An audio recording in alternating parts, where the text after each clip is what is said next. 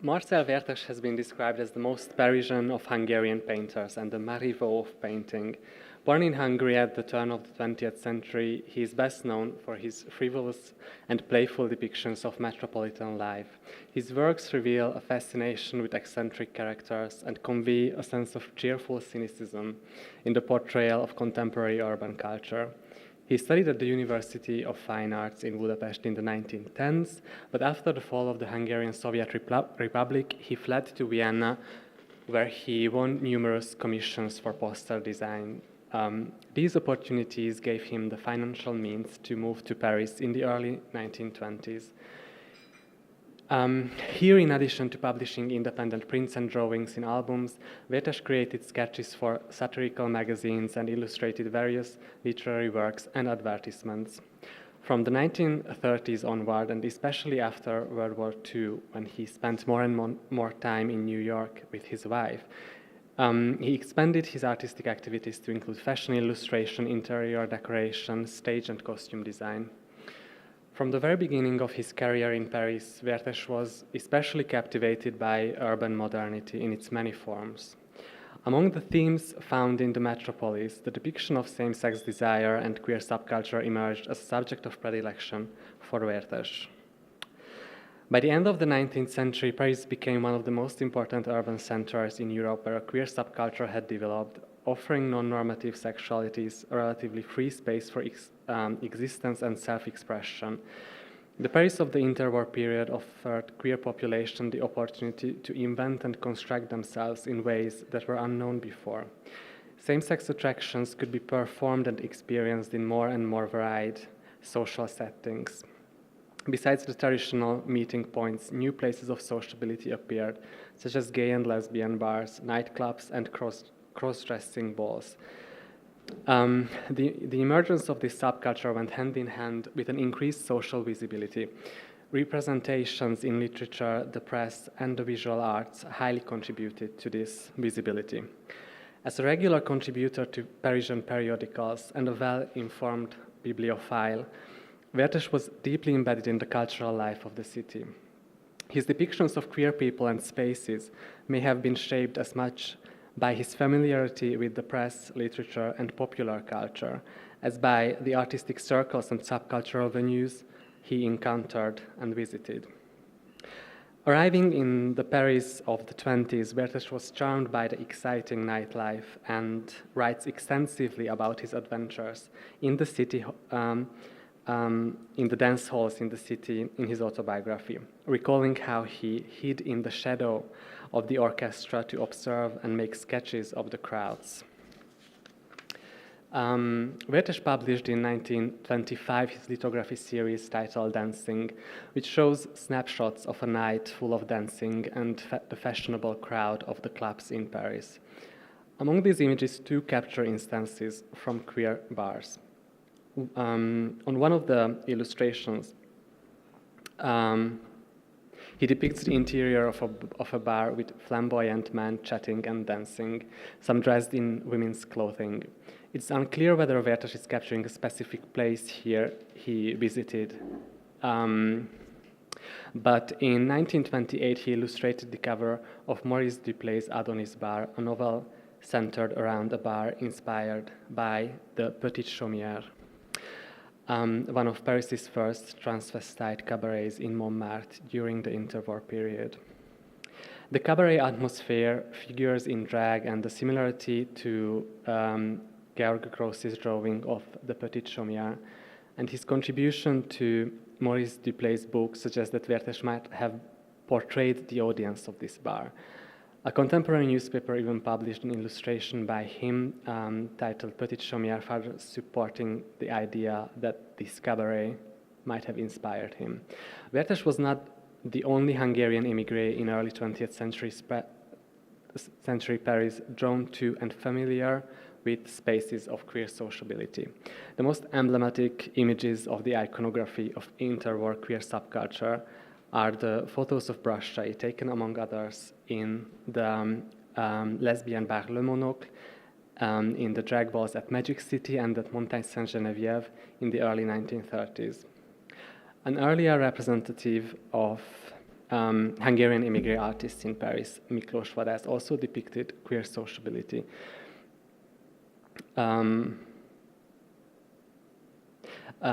As part of his illustrator works for satirical magazines. His illustrations to a 1909 special issue of L'Assiette were very much inspired by one of the first bars in Paris, the so-called Maurice's bar. It opened in 1906 and only operated for a few years at Pigalle in Paris.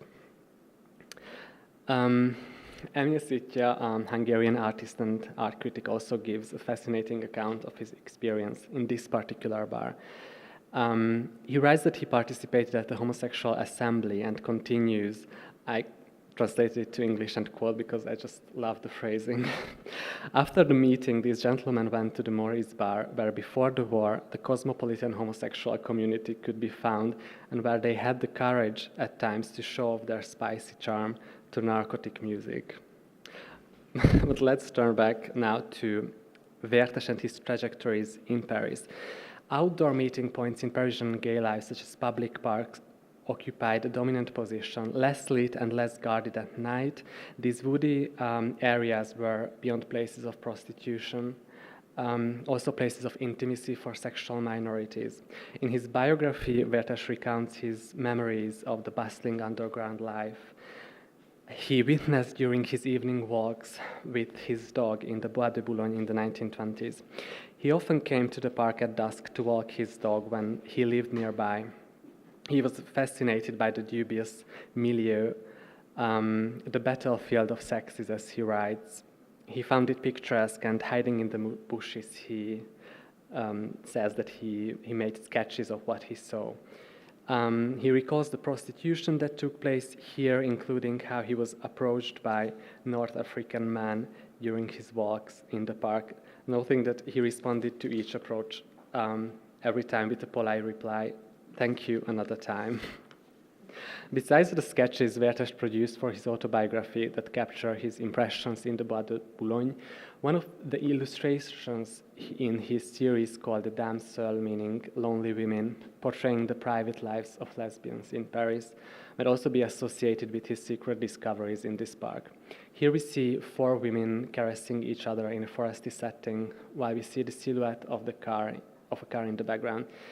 This scene indicates a public space for queer sociability and can be interpreted as a female version of gay cruising. Another rendition of his experience in the park seems to be a special view of Le Rire, but I didn't yet quite have the chance to study this, so I'd move on. Public urinals known as Vespasienne in Paris were common meeting spots for homosexual men. By the early 20th century, these sexual encounters were becoming increasingly visible outside the subcultural world. In his nocturnal photographs of Paris, Brachet captured, among others, these Vespasienne. In his book, The Secret Paris of the 1930s, he offers detailed descriptions of the queer sexual practices he observed, referring to the urinals as miniature shelters, tiny chapels, and tea rooms.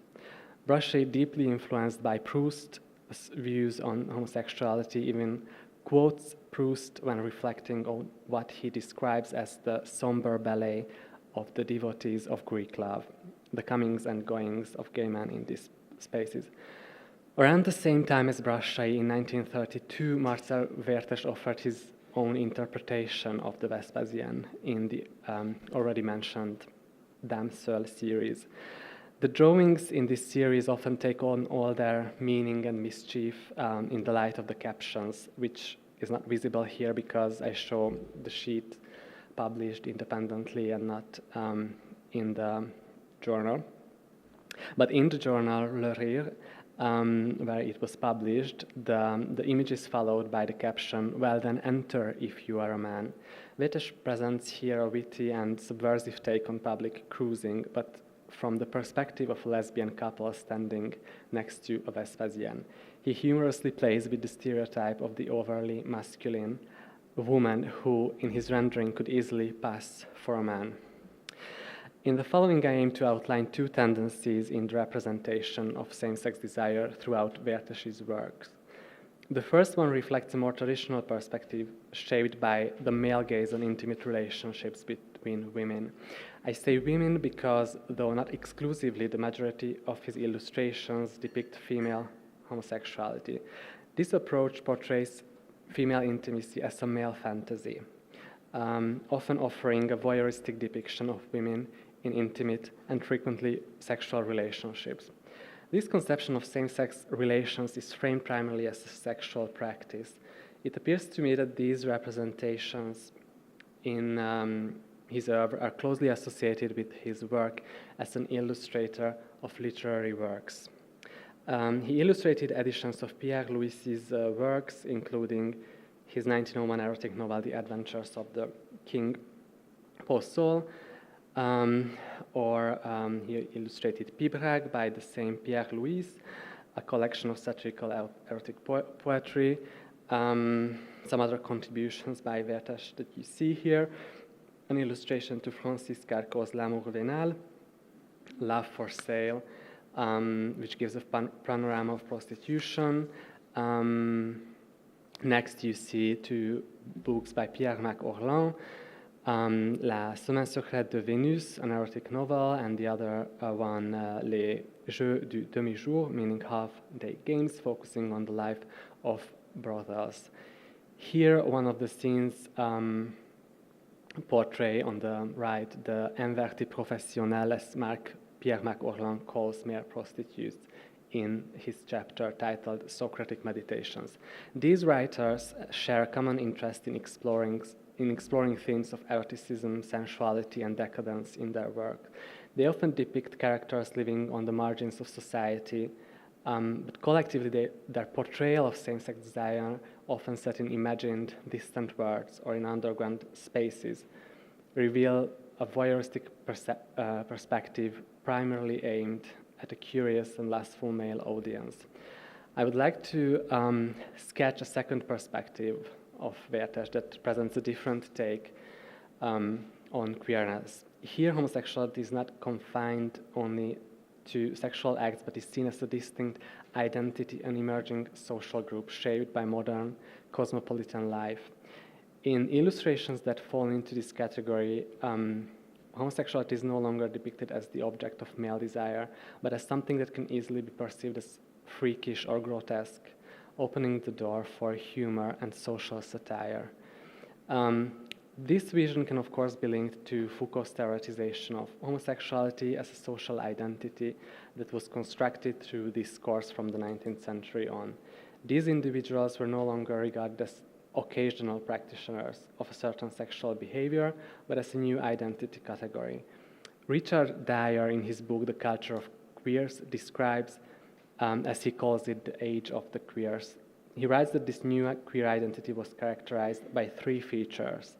That this kind of attraction indicated a sexual category to which man did or did not belong, that it went along with other non-sexual qualities, that is, personality traits, tastes, and that it was humanly, morally, medically, and socially problematic. When we look at images Vértes produced reflecting this point of view, we see him engaging with his subject with humor and wit. These scenes are not set in exotic or far-off locales, nor in the underworld of prostitution or sexual debauchery.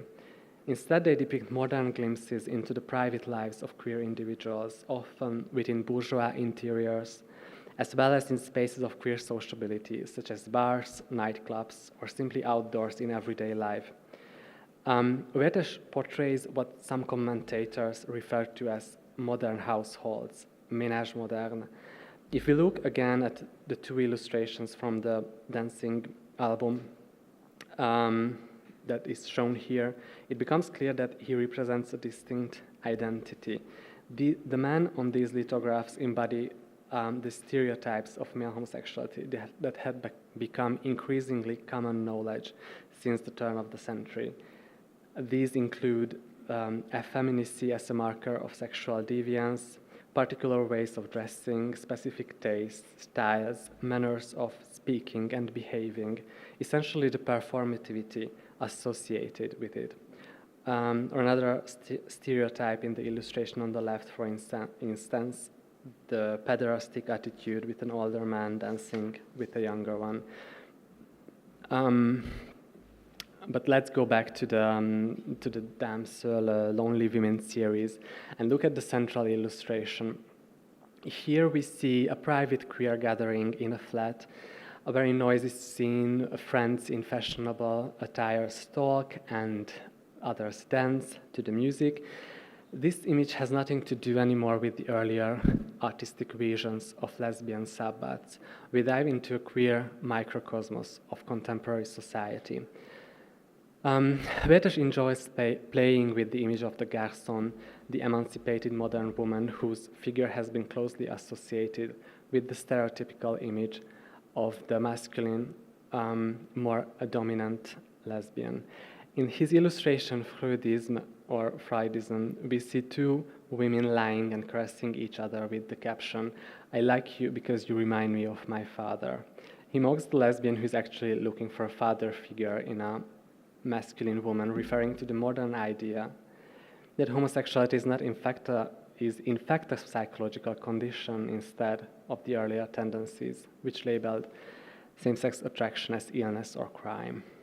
Vértes reused this image and joke in his humoristic album on psychoanalysis, titled Complex, and published later in English with the title It's Mental. Vértes depicts queer world with its own social practices and relationship dynamics, portraying the everyday lives of these individuals. He captures moments of hostility, rivalry, relationships based on money.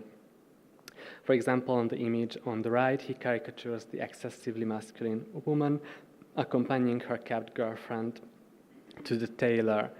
And for her, traditional female roles and behaviors are completely unfamiliar. In the response she gives to the tailor, on the captions, she said, "Waist to waist, if you want.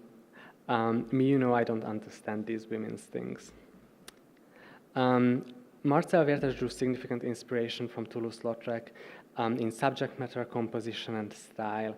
In his autobiography, he admits, "I adored Lautrec. I was deeply immersed in his work and became an excellent imitator."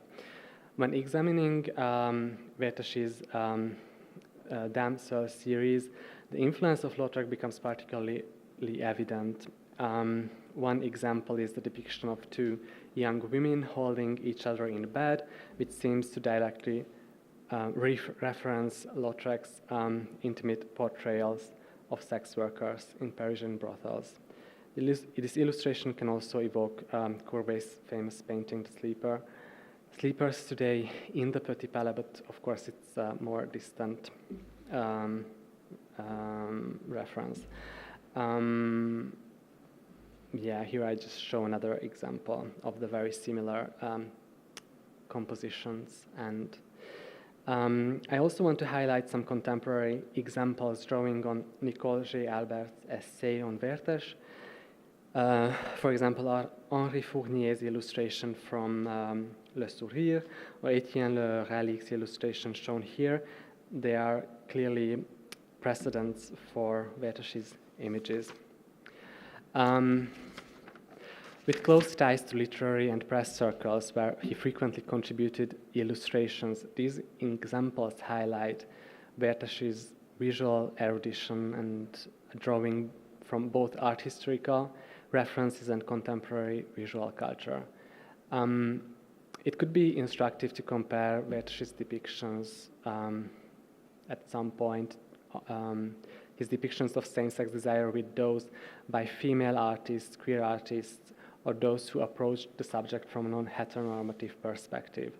For example, Marie Laurencin, feminist figure in Paris whose writings and paintings evoke a world of women in close relationships. We could consider Gerda Wegener, a painter and fashion illustrator of the same period, whose muse was her transgender husband Lili Elbe, formerly called Einar Wegener, a portrait here on the painting, in the painting on the right. And just a closing remark.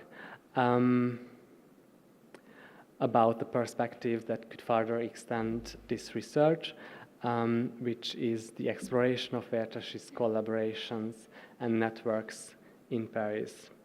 To better understand the development of his artistic interests and sensibilities, it would be essential to investigate the artistic and intellectual circles he inhabited.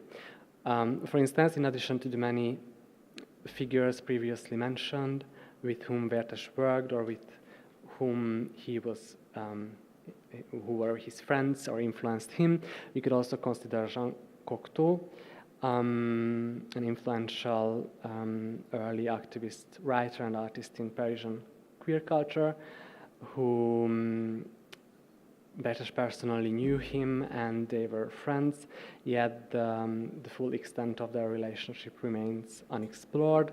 Another key connection can be Colette, one of Vértes's close friends. He illustrated several of her books, including Chérie and La Vagabonde, and created numerous portraits of her. Colette was a prominent figure in early 20th century Parisian queer subculture through her writings, widely known lesbian relationships, as well as her active involvement in these gay-friendly intellectual circles where she fostered collaborations and exchange of ideas.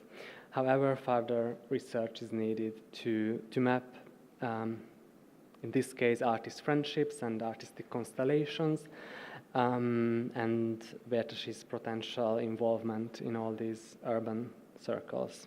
Thank you.